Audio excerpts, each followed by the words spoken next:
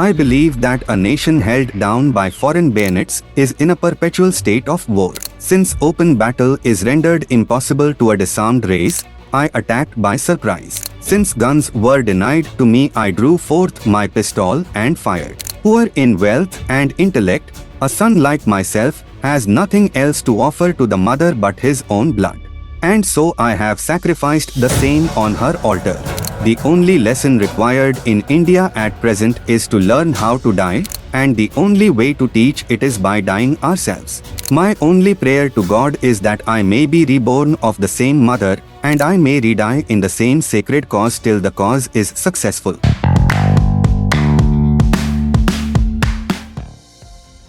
In the vibrant city of Amritsar, Dr. Madan Lal Dhingra, an educated and prosperous Hindu Punjabi Khatri, held a prestigious position as a civil surgeon, serving not just the medical needs of the people but also standing as a respected figure in the colonial society of British India.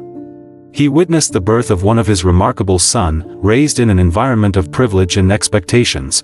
He was named Madan Lal Dhingra. In ancient Indian texts and scriptures, the name is portrayed as a powerful deity who wields a bow and arrow to incite feelings of love and attraction in the hearts of mortals.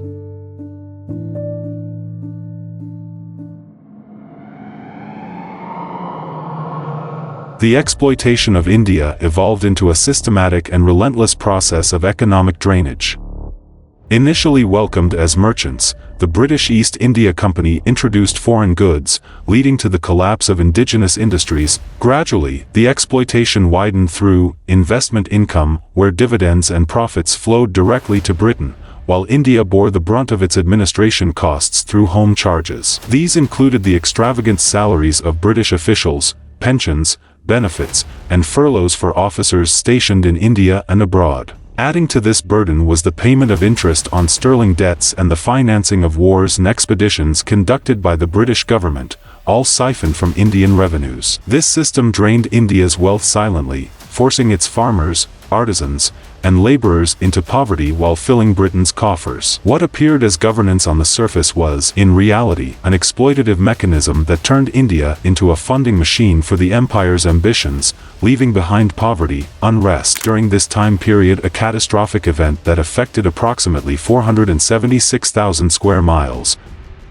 At the helm of these policies was Lord Curzon, the youngest viceroy of India in history, succeeding Lord Elgin. Curzon, born into privilege, he received a prestigious education at Eton College and later at Balliol College, Oxford, where he cultivated a keen interest in history, politics, and the dynamics of imperial power. These formative years instilled in him a sense of responsibility and entitlement to lead and influence. Curzon's intellectual pursuits extended beyond academia. These experiences not only enriched his understanding of global power dynamics but also honed his leadership qualities, preparing him for a significant political career. His travels and writings showcased a pragmatic perspective. Curzon exemplified the archetype of a dedicated colonial officer, deeply entrenched in the British administrative and political framework of India. Arriving in 1867, his career spanned diverse and critical roles, including military and political appointments across regions such as Oudh, Ajmer-Marwara, Baluchistan, and Rajputana. His service during the Second Anglo-Afghan War earned him commendations, and he later held influential positions, such as the assistant resident at Hyderabad and the officiating resident in Nepal. Wyllie's tenure in Rajputana saw him managing relief efforts during the devastating famine of 1899 to 1900, showcasing his organizational acumen. He played a vital role in maintaining diplomatic ties with Indian princely states, eventually rising to the post of political aide-de-camp to the Secretary of State for India. His knighthood and decorations, including KCIE and MVO, reflected his unwavering commitment to imperial service, culminating in his role as a key liaison for Indian princes during King Edward VII's coronation. On the other hand, growing up, Dhingra witnessed the devastating effects of poverty and the ruthless exploitation of the Indian people under British rule.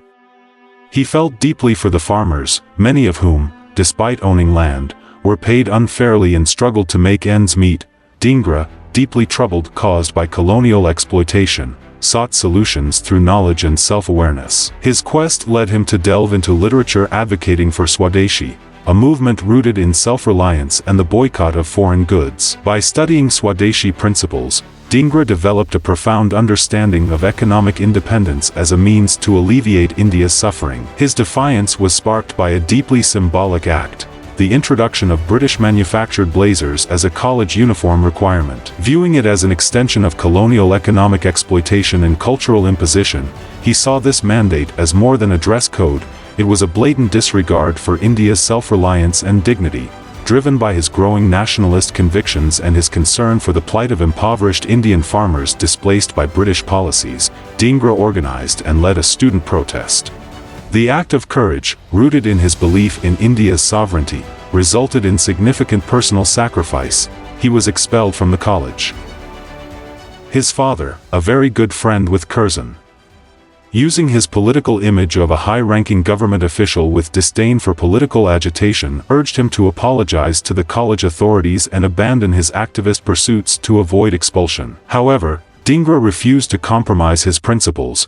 Rejecting the comfort of his family's wealth, he chose to forge his own path, a stark contrast to his elite upbringing. This decision was not born out of necessity but patriotism, symbolizing his willingness to align himself with the working class and understand the plight of ordinary Indians under colonial rule. Dhingra took a job as a clerk at Kalka at the foot of the Shimla Hills, in a firm that ran a Tanga carriage service to transport British families to Shimla for the summer months. After being dismissed for insubordination, he worked as a factory laborer. Here, he attempted to organize a union but was sacked for making the effort. Later, he moved to Bombay and worked there for some time, again at low-level jobs.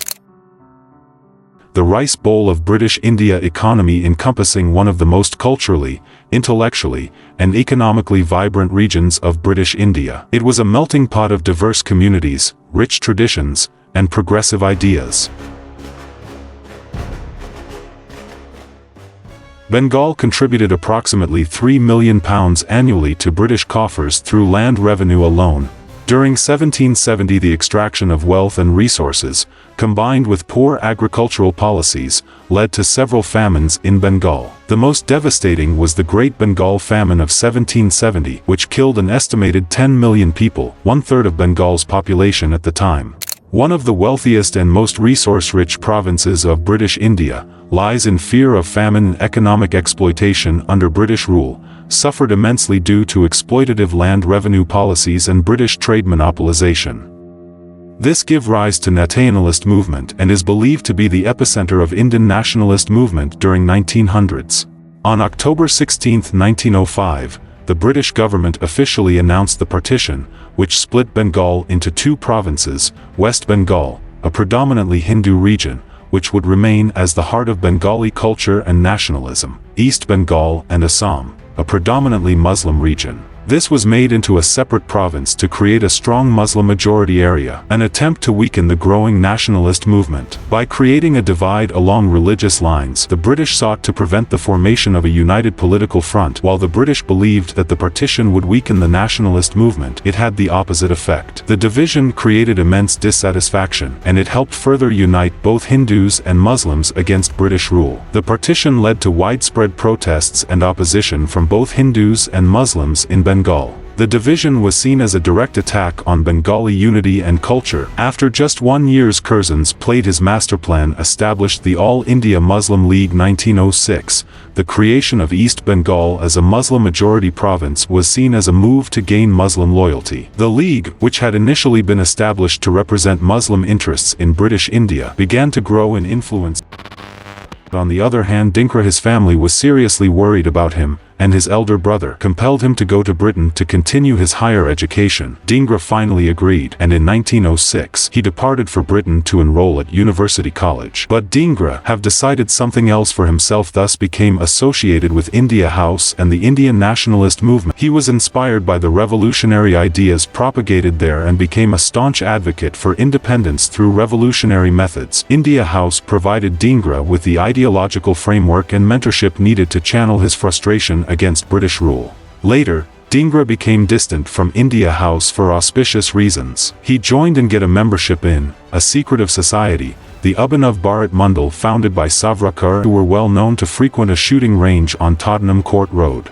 On the evening of July 1, 1909, Dhingra, along with a large number of Indians and Englishmen, had gathered to attend the annual, at-home, function hosted by the Indian National Association at the Imperial Institute, when Curzon Wyllie, political aide-de-camp to the Secretary of State for India, was leaving the hall with his wife. Dhingra fired 5 shots right at his face, 4 of which hit their target. Dhingra was immediately arrested on the spot by the police. Abhinav Bharat Society led by Savarkar printed a postcard portraying Dhingra as a revolutionary. Savarkar's comrade V.V.S. Iyer described the murder as a glorious act.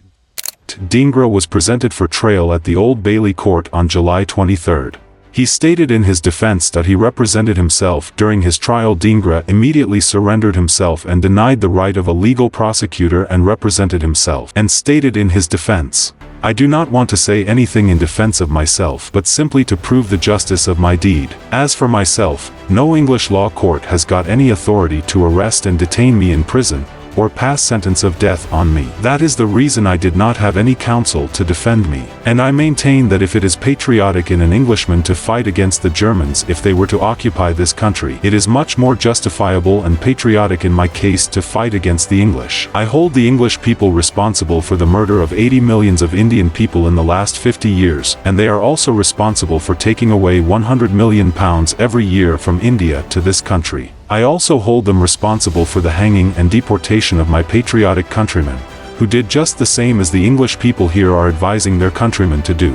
They pose as the champions of oppressed humanity, the peoples of the Congo and the people of Russia, when there is terrible oppression and horrible atrocities committed in India, for example, the killing of 2 million of people every year and the outraging of our women. In case this country is occupied by Germans, and the Englishmen, not bearing to see the Germans walking with the insolence of conquerors in the streets of London, goes and kills 1 or 2 Germans, and that Englishman is held as a patriot by the people of this country, then certainly I am prepared to work for the emancipation of my motherland. Whatever else I have to say is in the paper before the court. I make this statement, not because I wish to plead for mercy or anything of that kind. I wish that English people should sentence me to death, for in that case the vengeance of my countrymen will be all the more keen.